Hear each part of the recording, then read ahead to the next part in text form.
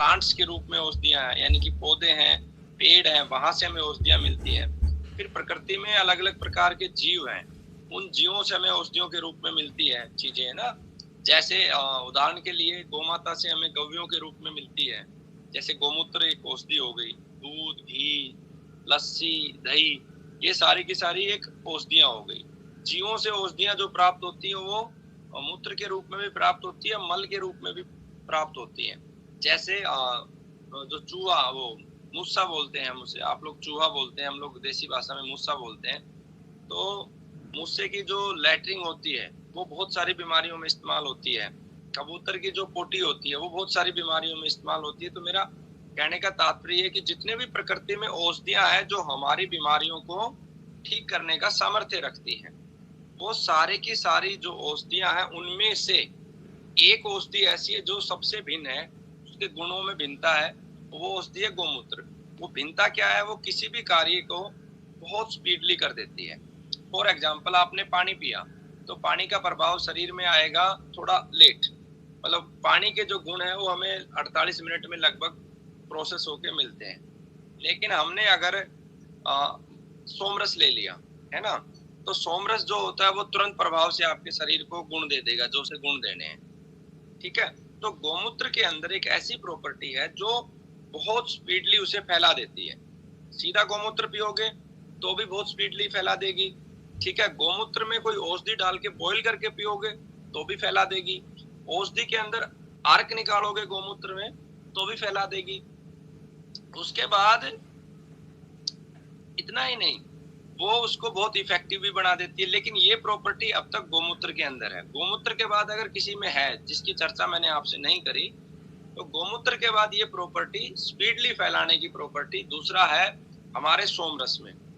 देखोगे हमारे शास्त्रों में जो रिष्ट बनाने की प्रक्रिया या अश्व बनाने की प्रक्रिया है, ये प्रक्रिया इसीलिए लेके आई गई थी कि जिससे औषधि तेजी से प्रभाव करे। जो हम लोगों के ऊपर ये रहता है कि औषधियां जो है बहुत स्लो काम करती हैं आयुर्वेद की, है ना। तो उन सारी चीजों को जीवन चिकित्सा पत्ती में हमने बिल्कुल सॉर्ट आउट कर दिया है। हमारी जितनी औषधि स्पीड से काम करेगी इतनी औषधि दुनिया की नहीं कर सकती, क्योंकि हमने बेस क्या उठाया, एक गौमूत्र हमारा बेस है औषधि को बनाने का। दूसरा बेस हमारा सोमरस है। सोमरस को आधुनिक रूप में लोग शराब बोल देते हैं, ठीक है। और जो सोमरस जो प्राचीन समय में हमारा बनता था वो स्वास्थ्य से जुड़ा हुआ था।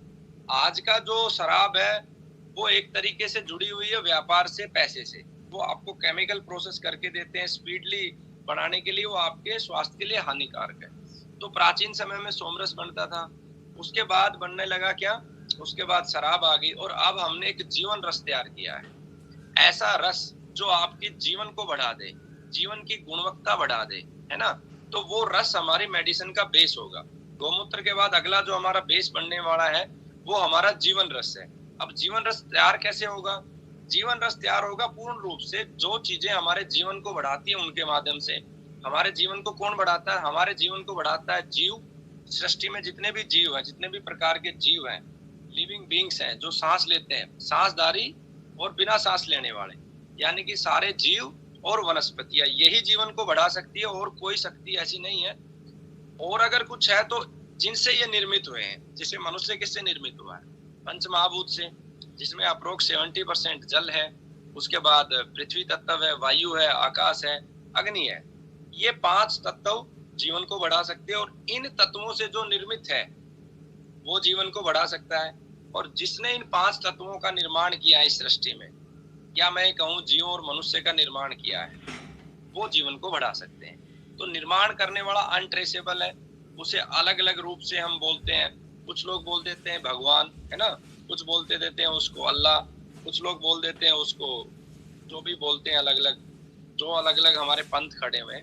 लेकिन अगर आप देखोगे तो भगवान जो है, भगवान का अर्थ अगर आप समझोगे वेदों के हिसाब से, जितना मैंने समझा, भगवान का अर्थ होता है पंचमहाभूत, है ना। आप तोड़ के देखो, भय, गे, वा, ने, तो आपको एक एक चीज का पता चलेगा। भय मतलब भूमि, पृथ्वी तत्व, गे मतलब गगन, आकाश तत्व, वह मतलब वायु, है ना, तो न मतलब नीर, तो और एक इसमें अग्नि आ गई। भगवान है, ठीक है। तो भगवान का अर्थ भी मेरे हिसाब से जो निकल के आता है पंच महाभूत, ठीक है। और हम हमारी सनातन संस्कृति को समझेंगे तो मूल यही निकल के आएगा कि बनाने वाला एक ही है और वो अनट्रेसेबल है। वो ना उसने ना कभी जन्म लिया ना वो कभी मरा। बाकी महापुरुष पैदा हुए उनको हम देवता कहते हैं, देने वाला देवता। जैसे मान लो आप में से फॉर एग्जाम्पल ये सतीश जी हैं, सतीश जी कोई रिसर्च करके ऐसा इस संसार में चले जाएं कि जो ये पेट्रोल डीजल के लिए लाइन लगती है ना, पेट्रोल के लिए लाइन लगती है, पूरे संसार में पेट्रोल भरवाए जा रहे हैं, ये एक ऐसी गाड़ी का विकास कर जाएं कि ऊपर एक छतरी लगी हो, वो वायु से ऊर्जा ले और उसी से चलती रहे, कभी रुके ही ना। तो ये क्या हो गए, ये हो गए देवता, इन्होंने संसार को कुछ दिया है, ठीक है। तो खैर मैं इसको दूसरी जगह चला गया था। मेरा कहने का अर्थ है कि हमारे यहाँ क्या बनेगा, बेस हमारा औषधि का है जीवन रस। और जीवन रस कहाँ से मिलेगा, मनुष्य से और सभी जीवों से और वनस्पतियों से। तो पहला क्या हुआ, गोमूत्र उसका बेस है। दूसरा हमारा बेस है, गोमूत्र से ज्यादा प्रभावकारी क्या है, नंदी का मूत्र, ठीक है। और अन्य जीवों के मूत्रों के ऊपर रिसर्च हम कर रहे हैं। हो सकता है इस प्रकृति में गोमूत्र से भी श्रेष्ठ मूत्र किसी का हो। हर चीज को ओपन लेके चलना है। ये जीवन चिकित्सा नाम मैंने इसीलिए दिया है इसका कि हमारे पास बाउंडेशन नहीं है ना। जैसे मैं ये कहता हूँ कि जब आप कोई दीवार खींच लोगे तो आप पूरा ज्ञान नहीं प्राप्त कर पाओगे। हम अगर आयुर्वेद में बन जाते तो जब आयुर्वेद से बाहर निकल के एक स्टेप हम बोलते या सोचते तो वो आपत्तियां आ जाती। जैसे अगर हम ये कहें कि हम सनातन धर्म को मानने वाले हैं और कोई भी एक ऐसी बात जो सनातन धर्म के शास्त्रों से विरुद्ध है तो लोगों को आपत्ति होगी। लेकिन हम जनरली हम लोगों को यही समझाते हैं कि भाई हमारा प्रकृति धर्म है, सनातन हमारे पूर्वज हैं, लेकिन हमारा धर्म प्रकृति है, हम इसके अनुसार चलते हैं। तो पहला बेस बना आपका गोमूत्र। गोमूत्र से श्रेष्ठ है नंदी मूत्र, ठीक है, वो साइंटिफिक मैं आपको प्रूव करके दिखाऊंगा। उसके बाद हमारा जो गंगा जी का जो जल है, गंगा जल जिसे कहते हैं, वो श्रेष्ठ है। उसके बाद और बहुत सारे जल हैं। जैसे अभी मैं बिहार में गया, राजगीरा में, वहां एक प्राकृतिक जल है जिससे सभी बीमारियां नष्ट होती। अब उसको प्रैक्टिकली हमें करके देखना है कि हो सकता है वो गंगा जल से भी श्रेष्ठ हो। ऐसा नहीं है कि गंगा जल से श्रेष्ठ ना हो, हमें उसे आज के समय में चेक करना है। उसके बाद हमारा जीवन रस का बेस क्या बनेगा, जीवन नर्मदा जी का जल है, जितने भी प्राकृतिक जल है। उसके बाद हमारा बेस बनेगा, जैसे हमने वहां पर सेवन किया ताड़ का कुछ जूस था या फल था, सुबह सुबह हमने सेवन किया, वो हमारा बेस बनेगा। मैं निरंतर 7 दिन से इस पे चिंतन कर रहा था। मुझे लगता है कि वो सबसे ज्यादा स्पीडली काम करेगा, गोमूत्र से भी स्पीडली काम करेगा और वो हमारा एक तरीके से जीवन रस का कार्य करेगा। तो अगली मेडिसिन, जैसे जहां जहां आप लोगों के आसपास ताड़ का पौधा हो तो अपने को उस पर रिसर्च करना है कि ताड़ के पौधे से जो सुबह सुबह हम जूस निकालते हैं और मार्केट में बिहार में बिकता है, उस जूस के अंदर अपने को मेडिसिन प्रोसेस करना है ना। तो वो बेस हमारा जीवन रस होगा। तो खैर विषय यही था कि हमारा बेस ऐसा बने जो हमारी औषधि को स्पीडली कर दे। जैसे होम्योपैथी ने अपना बेस क्या बनाया, होम्योपैथी ने बेस बनाया स्प्रिट। स्प्रिट क्या करती है, स्प्रिट ये करती है कि आपने 1 लीटर स्प्रिट ले लिया, ठीक है, वाइन समझ लो तो उसको, उसके अंदर आपने तुलसी डाल दी 100 ग्राम, 15 दिन के लिए आपने बंद करके रख दिया उसको, तो वो आपकी एक दवा तैयार हो गई, है ना। उसी का फिर वो पोटेंसी बनाते जाते हैं, सूक्ष्मीकरण करते जाते हैं। जैसे जो आपका पहली दवा तैयार होगी उसको बोलते हैं मदर टिंचर।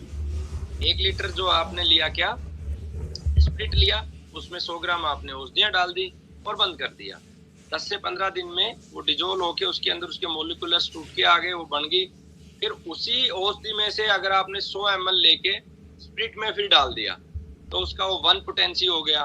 फिर जो 1 पोटेंसी बना, उस 1 पोटेंसी में से 100 ml लेके फिर स्प्रिट में डाल दिया, तो फिर वो इस तरीके से मल्टीप्लाई होता जाता है। खैर उनका वो बेसिकली कंसेप्ट आकाश तत्व पे है। जितना औषधियां सूक्ष्म रूप में होंगी उतना ज्यादा प्रभावकारी होगा, जैसे परमाणु बम, ठीक है।